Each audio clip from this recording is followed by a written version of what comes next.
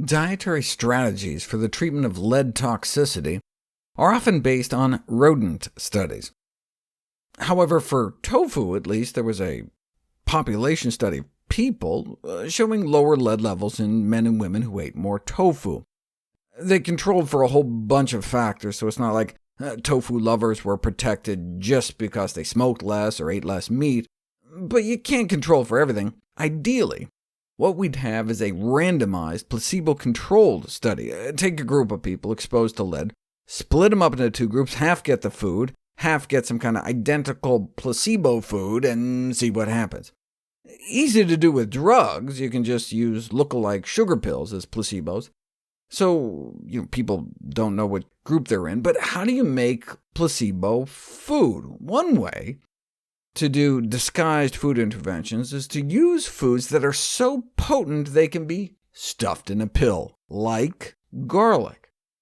There had been various studies on the effects of garlic in rats, and as a potential antidote for lead intoxication distributed among different mouse organs, but who eats mouse organs?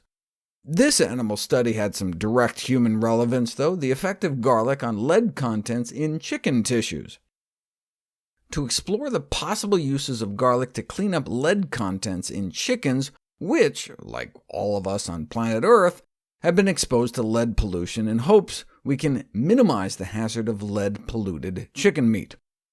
And it worked! Feeding garlic to chickens reduces lead levels in the edible mass of the chicken by up to 75% or more. Even if you don't give them lead, raise them on distilled water, they end up with some lead in their meat and giblets. We just live in such a polluted world.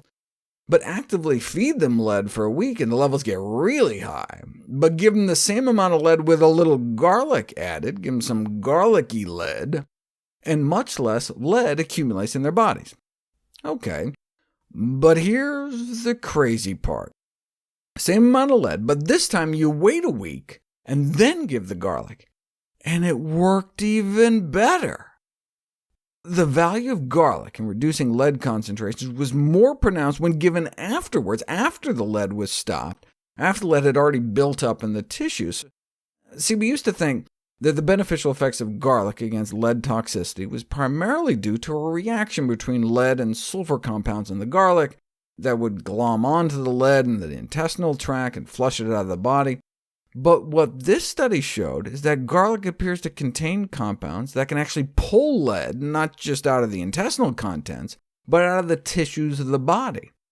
So the results indicate that garlic contains chelating compounds capable of enhancing elimination of lead. So garlic feeding can be exploited to safeguard human consumers by minimizing lead concentrations in meat.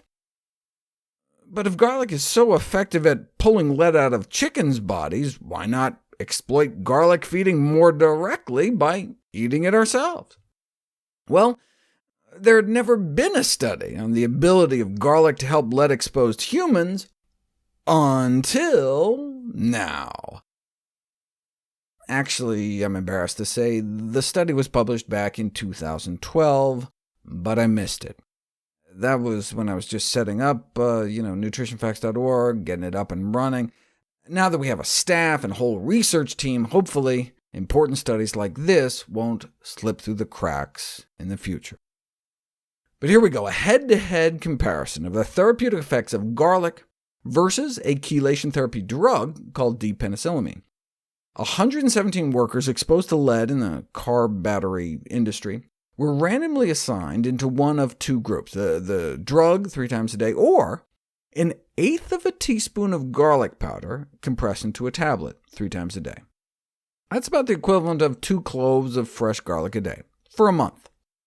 As expected, the chelation drug reduced blood lead levels by about 20%. But so did the garlic. The garlic worked just as well as the drug, and of course had fewer side effects. Thus, garlic seems safer and as effective, but saying something is as effective as chelation therapy isn't saying much. Remember how For chronic lead poisoning, chelation drugs can lower blood levels, but don't actually improve neurological function. OK, are you ready? This is where it gets amazing. Significant clinical improvements were seen in the garlic group: less irritability, fewer headaches, improvements in their reflexes and blood pressure after treatment with garlic, but not the drug. So garlic was safer and more effective. Therefore, garlic can be recommended for the treatment of mild to moderate lead poisoning.